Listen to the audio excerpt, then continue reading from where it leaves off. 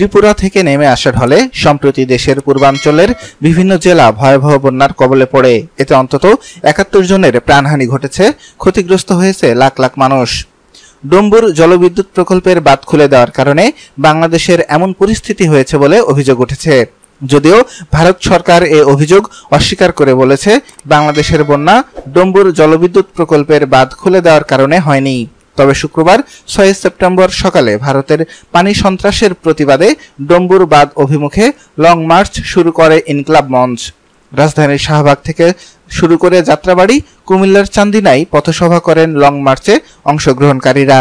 যুগের পর যুগ বাংলাদেশকে পানির ন্যায্য হিস্সা থেকে বঞ্চিত করায় আন্তর্জাতিক আদালতে ভারতের বিরুদ্ধে মামলার দাবি জানিয়ে তারা বলেছেন, বাঁধের কারণে বর্ষা মৌসুমে বন্যা এবং ফসলের মৌসুমে খরার কবলে পড়ছে বাংলাদেশ।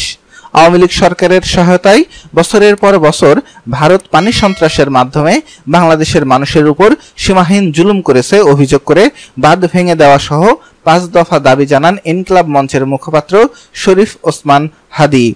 ভারতের পানি সন্ত্রাসের প্রতিবাদে ইনকিলাব মঞ্চের দাবিগুলো হচ্ছে: অতি দ্রুত তিস্তা মহাপরিকল্পনা বাস্তবায়নের উদ্যোগ নেওয়া, জাতিসংঘ পানি প্রবাহ কনভেনশন ১৯৯৭-এ অতি সত্বর অনুস্বাক্ষর করা, এ কনভেনশন অনুযায়ী ভাটির দেশ হিসাবে বাংলাদেশ ক্ষতিগ্রস্ত হওয়ায় উজানের দেশের কাছে ক্ষতিপূরণ দাবি করা, আন্তঃসীমান্ত নদীর নতুন তালিকা প্রণয়নের উদ্যোগ নেওয়া, ৫৪টি আন্তঃসীমান্ত নদীর অববাহিকা ভিত্তিক পানি বন্টনের সব পন্থাকে অন্তর্ভুক্ত করা, ভারতের সব অবৈধ বাঁধ উচ্ছেদের দাবিতে আন্তর্জাতিক ফোরামকে অন্তর্ভুক্ত করা।